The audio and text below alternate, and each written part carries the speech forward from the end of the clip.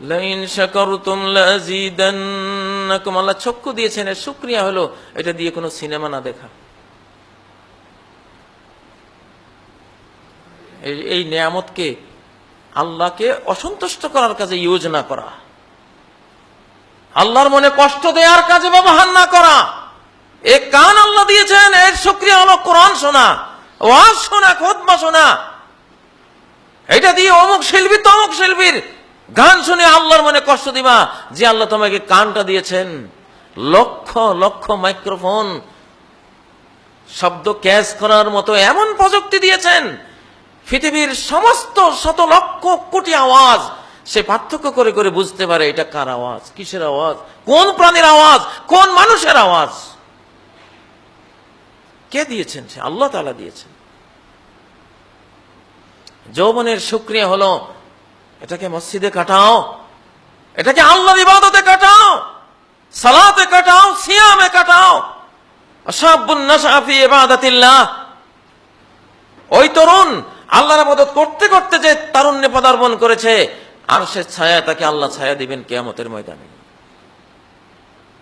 Facebook আল্লাহর নিয়ামত, এই ফেসবুক যে বুঝো, এই নিয়ামত দিয়ে ইসলাম প্রচার করো, ধর্ম প্রচার করো, কোরআন প্রচার করো, হাদিস প্রচার করো।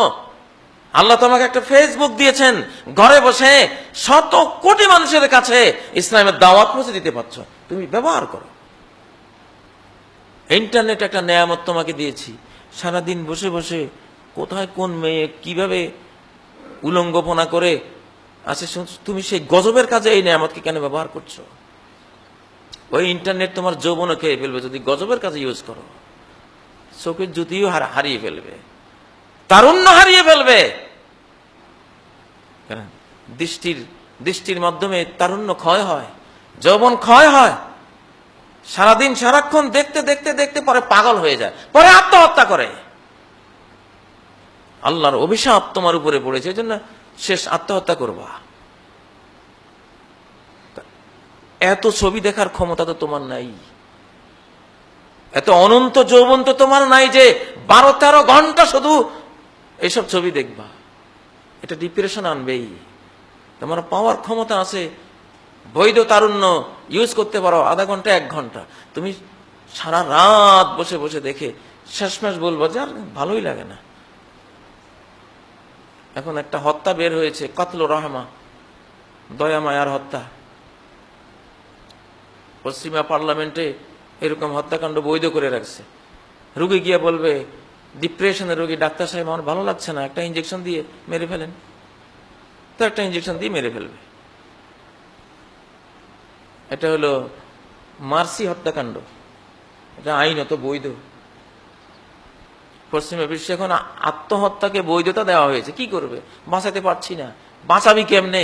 তুই তো মরার পথে হাঁটিস, তোকে তো কোরআনের পথে আসে তুই বাঁচতে পারতি। শোনেন নাই? সৌদি আরবে ব্রিটিশ রাষ্ট্রদূত সস্ত্রীক শান্তির ধর্ম ইসলামে এসে হজ পালন করেছেন। মুসলিম তরুণরা ইন্টারনেটের নিয়ামত, টেলিভিশনের নিয়ামত, এটা দিয়ে কোরআন শোনো, খুঁজলি পাবা। যদিও আজকের পৃথিবীতে ভালো গুলির রাস্তা নাই, মন্দ হইলে খুব ভালো, মন্দকে পুলিশ পাহারা দিয়ে প্রটোকল দিয়ে করতে দেওয়া হবে, খুব ভালো। আর যদি ভালোটা হয় তখন পৃথিবীর শয়তানের মুরব্বীগুলির মাথার মধ্যে আগুন লাগে, তখন ভালোটা সহ্য হয় না, ভালোটা তাদের সহ্য হয় না। তাদের জন্য জাহান্নাম রেডি করা আছে, মৃত্যুর পরে রেডি করা আছে। গোবরের পোকা, ও তো গোবর ছাড়া কিছু ভালো লাগবে না। পোলাও, কুরমা, বিরিয়ানি, জর্দা এগুলি দেখলে তার গা শিউরে ওঠে। গোবরের পোকা বিরিয়ানির পাত্রে পড়লে বাঁচাও বাঁচাও বলে চিৎকার দিবে, বাঁচাও, কিসে এসে পড়লাম? এদিকে বিরিয়ানি, যেদিকে তাকাই সেদিকে বিরিয়ানি। গোবরের পোকার কাছে বিরিয়ানিটা খুব খারাপ। বর্তমান বিশ্বে গোবরের পোকার সংখ্যা বেশি।